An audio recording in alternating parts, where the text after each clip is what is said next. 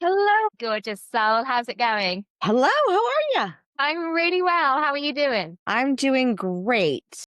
Phenomenal. I'm so excited to have a chat with you. So, I was listening to one of your podcast interviews earlier, one on the hormonal imbalance. I was like, this is brilliant. It's perfect timing. Awesome. So we're just going to dive into your story and like what a bit about it. Where are you? Are you in a different location or No, this is a lovely Zoom background. stuff? It's a good Yeah, and it's a good one, isn't it? Because obviously we're heading towards sunset here, so as obviously my background at this time of night starts to get really, I need lots of dark. pretty lights and all. Yeah, Yeah. exactly. So I thought I'll find you a little bit tropical scene going on here with some beautiful tropics in the background. Definitely not UK based. I was like, you are not in the UK. Brilliant, absolutely brilliant. Amazing. Okay, so we'll just dive in. And I always like to set the intention that this is going to serve exactly who needs to be served by this podcast. They're going to learn how to share their story in a way that allows them to transform, uplift, and continue the evolution of the planet in the best, highest, and greatest timeline. All right. Lorraine, what parts of your story were you hesitant to share when you first started your business? So that's a really great question, because I would say that there have been multiple pieces of the story that along the way I've had hesitancy about, depending on where I've been in my journey. So I was always quite brave in sharing where I was at the very beginning of my journey, sharing the fact that I had struggled with general anxiety and depression and those kind of challenges. That kind of felt quite easy to share. The challenge has come as I've moved through my business and on my entrepreneurial journey over the last kind of 12 years, because I certainly experienced when in my first iteration in business in network marketing, there certainly felt like you had to kind of put on a presence and you had to show up in a certain way. And there was this very obvious dissonance between the success that one could see me achieving in my business and what was going on behind the scenes in my life. So two pieces of my story that I've had a resistance in sharing. First and foremost was the breakdown of my marriage and kind of the fallout of that, kind of how it affected me in that moment and the knock on effect it had in every area of my life. And the other piece that took me a really long time to share was about having been in a huge amount of debt. So at one point in my life, I was over £80,000 worth of debt. And there was so much shame and embarrassment wrapped up in that, and so much guilt as well, that I I only started sharing that maybe a year and a half ago, and actually being really open and transparent about that piece of my journey. Only 80,000? Oh, small kitten. I think most entrepreneurs like understand the debt story, like who have come out on the other side. It's when you're in it. Cause I too had those moments of shame of like, do I share about this? Like I'm talking about, leveling up your business and manifesting more money. And meanwhile, there is like a slowly dwindling pile of debt that is going down. But yes, the hovering of that large amount, for me, it was 100,000 between my husband and I, and me 40,000 personally. And so the experience of that dwindling of the debt, what prompted you to start sharing about that? Was it just overcoming the emotion of shame, or was it actually you were already on the other side of it? Do you still have debt? What's your relationship with it now? Yeah. So I would say that the main thing was the emotions. So what I quickly began to realize is that the energy that I had attached to the emotions, so the shame and the guilt and kind of that very, very, I would say quite toxic shame, was still holding me back, even though I was on the other side of it, even though I'd cleared my debt, even though I owed half my house. Like it was still at that point where I was like, emotionally, I was still being held ransom to this shame and this guilt. And what I quickly realized is that it wasn't just me. And there would be a lot of people, especially when I was, having conversations with potential clients who would share the story with me in an intimate conversation. Like in a one-to-one environment, they'd be willing to share their real struggles, but that online, everybody was just sharing their wins. And it just felt like there's such a inauthenticity about the whole piece. And for me, it was about really being courageous enough to share all aspects of myself. And I'd heard, there's several times people had insinuated in the way they'd spoken to me that they put me on a pedestal and they saw me as like, oh, you're really successful, you have a really nice car, you have this, that, and the other. And I wanted to normalize sharing the vulnerable pieces, sharing the pieces that I had these emotional attachments to, because I wanted people to be able to really relate to me. And I think sometimes when we look at somebody online, we go, oh, that person looks really successful. They look like they've got their shit together. Like they look like they've got everything down. And we feel like we have to have it perfect. We have to have everything together.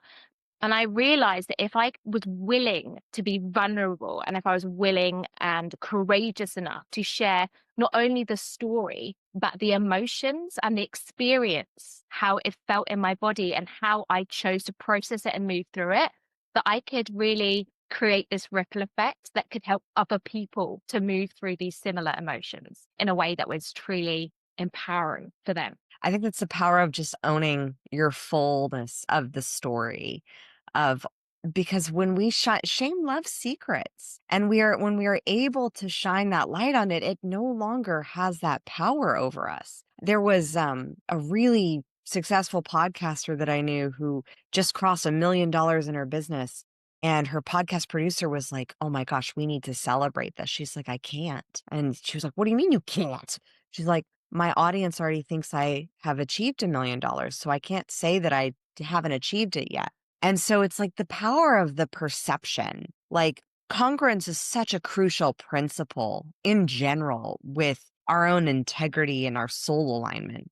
But when it comes to our business and how we market ourselves, where do you feel, if any part, still that there's like a little piece that is lacking in complete congruence that you are currently writing, like that you are currently course correcting? Yeah, that's a brilliant question. So I would say this is really comes across in the visibility piece. So if I look at my growth, my transformation in this area in terms of how I show up in social media, right? I love to write a great piece of long form copy. Like that is my jam. That and going out in my mailing list is really awesome. I think there's a certain safety in that, right? There's safety in that. It can give me time to prepare and time to really channel what I want to come through and to shape it and to form it.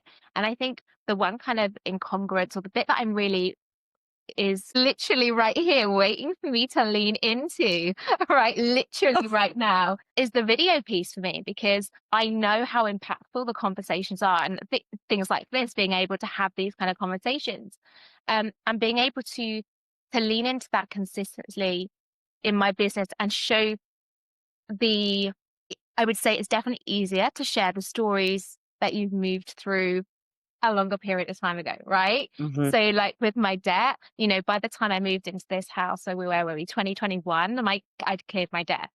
To be able to talk about that in 2022 or 2023 was so much easier because I'd really, really moved through it. The piece that where the incongruence for me is right now is sharing what's happening in the moment, right? Being able to do that from a place of absolute personal power, but also to be able to share behind the scenes. And the reason I'm really passionate about leaning into this and leaning into my edge around this is that in conversations with my clients, one of the things that has been shared that they value the most from me is my behind the scenes, is me sharing the current course corrections, is me saying like, I did this, it didn't work, because I think when I do that in the moment, the one thing that I know people really respect me for is they're like, you really are walking the walk, like right now, you're doing all the things that you are sharing. They know that because I'm having those conversations, but I'm having those conversations in the safety of a one-to-one container, in the safety of my membership, in those spaces, and to be able to bring that in the moment vulnerability to a wider audience, I know would be hugely impactful. Yeah, I've seen the same thing with my audience consistently is and this is from way, way back in my first business as a Pilates instructor at 19 years old. My clients valued consistently, A, that I showed up, the professionalism of showing up, but B, that I was also honest. Like that I remember I had one Pilates class that I taught where I was like, y'all, I just ate half a lemon meringue pie and we're going to do an extra set of abs, letting y'all know. And the fact that like there is a imperfection that the pedestal gets to be stripped away. And I think that in so much of marketing, it's very easy to put people up on this pedestal. I've been up on the pedestal before and I'm like, please take me down. Please take me off of it. Because when you're on it, it's so easy to get knocked off. And while you can't control other people's perceptions and if they put you on a pedestal, I think the one way of managing the perception is through the in the moment authenticity of like, hey, I tried this, it didn't work, or hey, I'm in this struggle right now and welcome to life. Like, just because you get to a certain level of success doesn't mean that that disappears from you. There's a paradigm that I call the Jennifer Lawrence and Hathaway perfection paradigm. And this it goes back to like 2013 when they both were going for the Academy, like not the same category of Academy Awards, but they both were going for like, they blew up on the scene. And the press just eviscerated Anne Hathaway. And her PR team, whether it was her team or her or however she was being framed, the perception around her was very polished and poised and like the Academy Award winning like woman. Where meanwhile Jennifer Lawrence was like flipping off the cameras and talking about eating McDonald's in her dress, and people loved Jennifer Lawrence, but they like there was a point where Anne Hathaway annoying was being Googled like 1.5 million times. And that's the power of like when you look at authenticity, people don't trust entirely something that is always looking perfect. There is a balance and a line is how do you toe the line between being positioned in the mentor role, in being in that mentor coaching space, and also saying, hey, I'm human too, and welcome to my life. I'm going to give you the behind the scenes that not everything is perfect, but it's pretty damn great because I've got a few things figured out. How do you navigate that line? Yeah, so I think that's where I'm having the opportunity to play right now. It's always like I like to think of it as a game. It's about leaning into my edge and going, "Whoa, does that feel a bit uncomfortable to share? But does it truly feel like authentic to share? Is it really my truth that I'm speaking here, or am I saying something because I feel like I should say something or I must say something in a certain way?" And I think that's where I'm having the opportunity to explore now, because for such a long time, certainly from my conditioning from childhood, there were a lot of things that were quietened down, but you don't say these things this way, you don't say things that might upset people. That's where my people pleasing tendencies and the perfectionism came from, right? So certainly when I started to speak more of my truth in the online space, there were a lot of people that were upset by that, and a lot of people actually confronted me about that because they didn't like how I was being open about my life. And I think they were worried that it was reflecting badly on them, or I don't know what. And I think this was where I really had to learn to lean in and go, and in those moments, come back to myself, come back to my truth, come back to what I know is my truth, and say, what is the purpose in sharing this? Am I sharing this because I want to empower and inspire others? Am I sharing this because I feel it's going to add value to other people's lives? It's going to help people to navigate the challenges that I have navigated, in which case I should do it anyway, right? Versus, oh, okay, actually, am I going to share this because it's coming from a place of ego, and I'm sharing it because I think I should, or I must, or whatever there, and being able to tune into yourself in such a way that you can recognize that and then move accordingly, even if it's freaking uncomfortable. Walk me through your process for tuning in to decipher whether it is fully aligned and of service or whether it is of the ego, of the musts and the shoulds and the have tos. Yeah, absolutely. So for me, alignment is that first and foremost, I'm an emotional authority in human design. So I know that sometimes when I write a piece of content or I'm gonna put something out into the world, I sometimes need to write it and then give myself a couple of days. Yeah, because often when we write things, I might be writing something in the moment that's really, I'm really in that zone there. I mean, give myself a couple of days. If it feels a little bit edgy and I'm like, oh, I'm not quite sure here, give myself a couple of days. I can come back and check on it. But the quickest way for me to see whether it's really coming from that place of alignment or whether it's coming from ego is how I feel about it. So I often talk about the fact that our feelings are feedback. And if it feels like really expansive, so and for me, that's a very physical, visceral feeling in my chest. It can feel scary, but it has a very open hearted, loving feeling to the share. Then I can go, okay, even this is a bit scary, but it feels like it coming from my heart center. It's a physical feeling in my body versus ego. I notice much further down. It's in the pit of my stomach. Yeah, I can check in. I can go, okay, that's really interesting. What's ego playing here? And I notice it in terms of the feelings because the feelings tend to be more of focus on what can I get?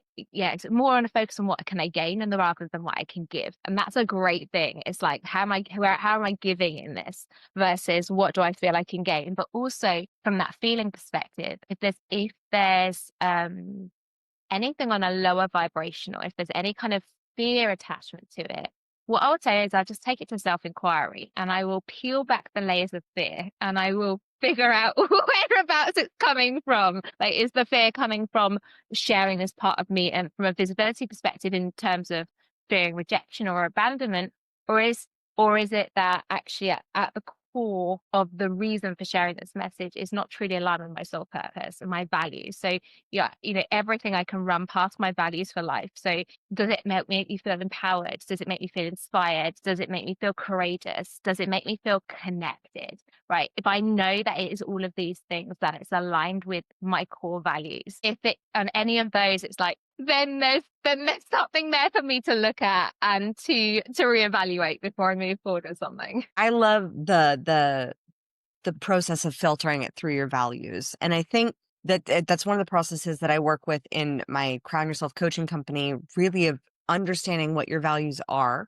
Because so often many people think they have certain values, but their life doesn't actually show that that is actually true. Like, especially like when I hear someone's like, oh, I totally value money. And I'm like, but you're not making any. Like, you can't say that you don't value something if you don't have it in your life. The same with freedom.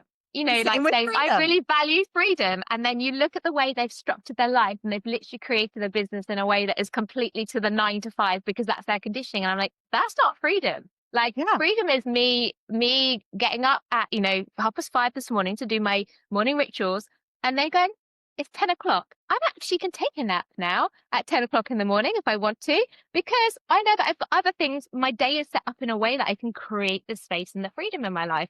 And I think you're so right. So often there can be this core misalignment. And I think, in terms of how I run my life and how I run my business, I run things by my values. I run them by, like my passions. Is this something that I'm truly, absolutely passionate about and inspired about and really lit up by? And then is it a priority for me? Like if it's not in alignment with my values, my passions and priorities, it's not for me. And you have to be willing to let go of those things. And you're right, so often with values, I think it's because it's about how people choose their values. I remember when I first really started to work on this values piece, and I can't remember the book. I'd love to share the book with you that I used, but it was really about exploring the values as how do you want to feel on a day to day basis. So rather than saying this is a value, it's about understanding that a value is connected to how you want to feel. So rather than saying, for me, as I say, it's like I want to feel empowered. I want to empower. It's a true feeling. And so often what people do is they think their values, they literally go download an internet list of like 100 values and go, which ones of these do I think are most important to me?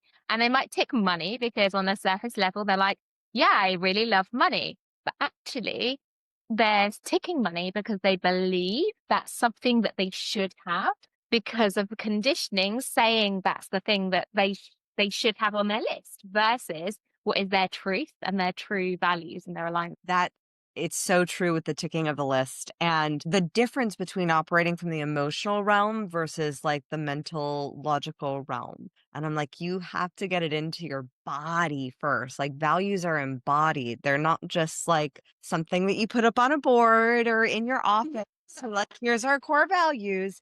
It's like they have to be lived through action. If your actions are not actually living freedom or empowerment, then you're not actually those aren't actually your values. And I think it's okay if they're not.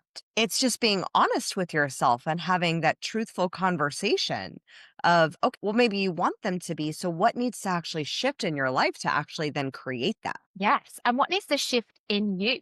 Because what Hmm. I realize is that when I realized that one of my core values was courage, like to be courageous, to feel courageous, I was like, there are so many ways in my life I am not being courageous, where I'm not leaning in. And I got the opportunity in that moment to be radically honest with myself and say, where in my life am I not living in alignment with my values? And what do I get to change to move that through that? And sometimes that is something we have to change in the, we get to change in the physical world. We get to take a different action. But for me, that was right. In order to be courageous, what do I need to change in here? And that was getting really freaking good at managing like regulating my nervous system so that I could take those courageous, bold actions and still feel safe enough to take them. So those changes, when I started to look at the values and go, right, I want to live in alignment with these, I really, I got the opportunity to go, what internal shifts do I get to make, as well as what actions do I get to take in the 3D world? I think courage is such a beautiful topic because it's one of the things that we talk about with our communication queen clients of like making sure that the stories that you're sharing, courage is a motivating emotion. It's actually the one that tips the scale into the higher vibration emotions of love and joy and enlightenment. So, anger can activate and pride can certainly accelerate because people are like, ooh, that, when you're operating from the emotion of pride, people are attracted to some of the things that come with pride, the validation and all of that. But courage specifically is this tipping point with stories and with sharing anything, whether it's on a podcast interview or in your messaging or in your copy or in an email, it tips the scale and actually creates momentum where it's an activating emotion that positively moves people forward. Where did you back down when you were in your business from taking courageous action that you look back in hindsight that you wish you'd taken faster? Oh my goodness, so many things. Like, if we were to wind back, like literally, like rewind the clock back to my first iteration in business, and there were, I would say, the biggest piece for me when it came to courage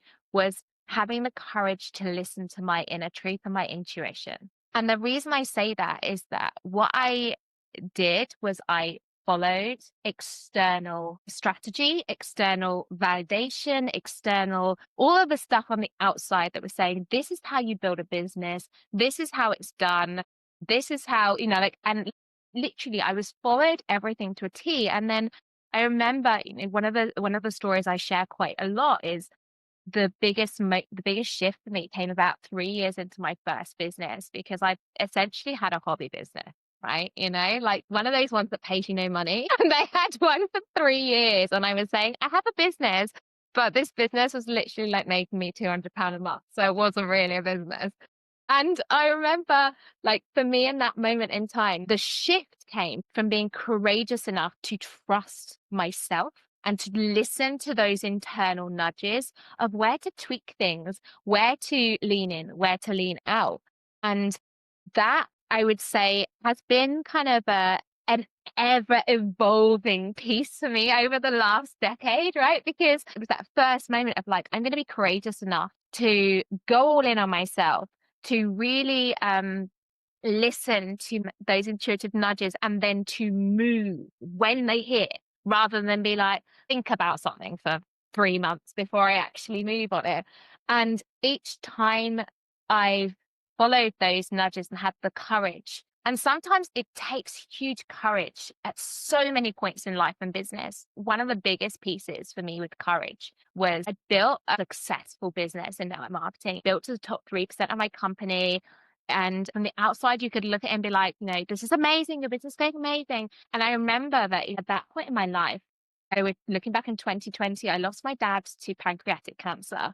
And that was a huge turning point for me because what I hadn't realized until several months after he'd gone was that I'd been holding on to this business that was no longer aligned because I'd proven in that business that I could be successful. I felt an obligation. I felt a sense of responsibility to the business that I built and to the people who were around me at that time. And I took so much courage to walk away from something that was no longer aligned. And it was the same with my marriage. When we got to the point where it's like, this is definitely over, it's never easy to make those decisions, but trusting yourself enough in those moments that you know that no matter what happens, you're going to be okay. You are a survivor, you are resilient, you are capable, you are powerful, and the universe is here to support you. There are people who are going to be here to support you. And taking those courageous, bold actions, I will never forget, getting in the car with my two kids going, I don't know where I'm going to go. Like literally, I sofa surfed for 3 months with two children under 4. And I just remember it took such huge courage to listen to my intuition, to listen to that inner guidance system that this is the right thing to do, because it would have been easier not to, right? It would be easier to stay in the situation, to stay in the safe place there. But it was so far out of alignment with who I'd become and how I wanted to live my life that I would have always felt like I'd let myself down and that I'd let my kids down if I'd stayed in the situation that I was in. So I would say when it comes to courage, the big piece is listening to myself and trusting myself enough to move when the intuition has hit. Mm. That's been such a learning lesson for me as well. Trusting those little move now, like do it. Like that's and everything it all I am always caught. I am always supported. Like I remember when I had the opportunity to do my TED Talk and my fear and my ego was like, hell no, you only have 3 weeks to prepare a freaking TED Talk. And my intuition was like, you know you got this. Like you know that like you've been preparing for this moment for you only have 3 weeks technically, but you've been preparing for this moment for 2 years. Like, you're good, right? And I was like, yeah, I actually do. And it was the same when we manifested our house. Like, we just moved and went like all in on it. And it was just, whew, like we just had that trusting and that knowingness and took action. And I think that that's the scariest part is when you get those things that don't make conscious sense. And they don't make sense because things are comfortable and it's nice. And like, why leave a business that's making you good money, or why leave a marriage? It's okay. Like those conscious minded things. But meanwhile, your intuition is the one that's like, hey, you will be caught, you'll be supported, if you're going to quantum leap beyond what you think is even possible, just trust us. Or you can just continue on the little 2x path versus the 10x quantum leap. So it really is like the quantum leaps are actually, I find, easier, not necessarily in terms of like the choice, but actually like once a decision is done, then everything just kind of realigns in your favor versus the 2x linear path, which is like, oh, we'll just keep kind of going along as we're going. And that ability to just lean in and take that bold, decisive action is so essential. What bold, decisive action are you taking now as you step into this next level of you? Okay, I love it. So I've been in this realm of taking bold, courageous actions, just like even over the last few weeks. There have been lots of things that I've known since. To backtrack, when I discovered that I was a manifestor and human design, so this is the end of 2022, I suddenly felt like everything made a bit more sense to me. This idea that I'm here to impact, I'm here to really go out and initiate the bold moves. And I've noticed this in my commitment to the actions that I take now versus what I would do before. So even things like, recently I hosted a summit. And the safe thing to do, the strategy I was taught is, write people an email or say, hey, I would love you to be a speaker on my summit. But my intuition was like, hey, there, you need to speak to these people. You need the people you really want to interview. You need to voice note them, even if you've never met them before. Even if you know, look at someone, you're like, right, well, they've got a multi-million dollar business. You're just going to literally drop them a voice note and have a conversation with them. And these are the kind of you know, when I talk in my business about helping people to make those courageous as fuck like moves, because those are the moves that you could take the easy option. Like I could hide behind an email so freaking easily, or I could go, oh my God, I really want to speak to that person. I really want this opportunity. I really want to speak at that gig. I really want to. And it's in those moments that you have to get so far out of your comfort zone and just pick up the phone and just drop that voice note or just. And I think for me, that is where I've been getting the opportunity to play with my courage is I could do this the easy way, but it's not how I'm meant to do it. I'm here to speak things into existence, to make those moves, to speak to people in high places and be offered incredible opportunities, to be persistent. And you know, I've recently had the opportunity to do a bit of coaching within another coach's organization, and that's coming up for me really soon. And that's I you know I was pretty persistent. You know, I was like I'm really interested in this. Like I would love nothing more than to be able to do this with you and for you. And that I am a persistent person. I will keep going, and it takes. That's I think with when we talk about what am I leaning into now, what is the courage thing now? Is right in every moment.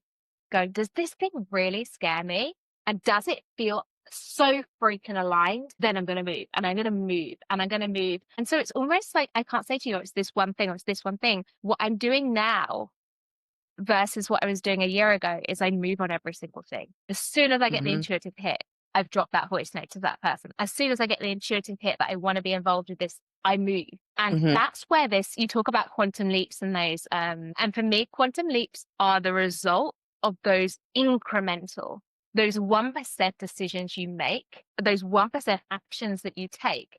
You know, you look at them singularly, and they might not seem like a big deal, but the compound effect of consistently leaning in and moving is what garners the results that you're aspiring to create, right? Yeah, I remember the moment, like there were several moments where I was like, I need to get up and go to the bathroom at a conference. And I would get up and go to the bathroom and I would come out and the speaker who I wanted to speak to, like when I got to meet Tom Bilyeu, like was right there. And I'd be like, Mhm. and then the courageous thing for me, I was like, because I was the shy girl who didn't talk to anyone in kindergarten and like stalked her best friend, like followed her around like a creepy stalker, didn't say a word because I was so scared to talk to people. And I was like, okay, my courageous move, like, hello, inner child, like, we're going to nurture you and I'm going to talk to the cool person in the room. And it's those bold moves like that create that create massive momentum. And that's why it's not, you don't have to be busying yourself with an like 9 to 5 for hours and hours and hours and hours and hours. It's those simple, like if you do 3 really deeply courageous actions on that podcast, send a pitch to that like major podcast where you're like, I don't know, let's see what's the worst that can happen. They say no. Okay, great. Then maybe I just need to get better as a speaker. Then I just need to build my platform bigger. Okay, then I'll submit to them again the next time my intuition is like, hey, you need to submit to them again. Great, no problem. And then you trust that intuitive process of like really deeply leaning into those few courageous actions that create quantum leap in results. That's a freaking Lorraine, I have loved this conversation and how much courage you have and who you are and who you're expanding into being. How can we find you? How can we work with you? Share your genius. bless you. So the best ways to connect with me are via Facebook. Come find me on my personal profile, which is L Davies VP, or come and find me on Instagram, which is I am Lorraine Davies. So you should be able to find me pretty easily on that one. So come find me on social media. I also have a website, which is www.youdeservetoflourish.com. You can find me there as well. And my favorite way to play with people is in in an intimate space. So I usually work with people out one to one, either over 6 months, 9 months. I have a couple of clients over the 12-month term. And really Where we play is in deep self-leadership and the energetics piece regarding self-mastery. So usually the awesome people who come to play in my world have got all the business strategy down, right? They know what they need to be doing. It's not that they know all this, they know all this stuff, but it's really about the fine tuning and the tweaking. So how can we do the self-inquiry pieces to help you open into more receivership of the income and the impact that you want to create?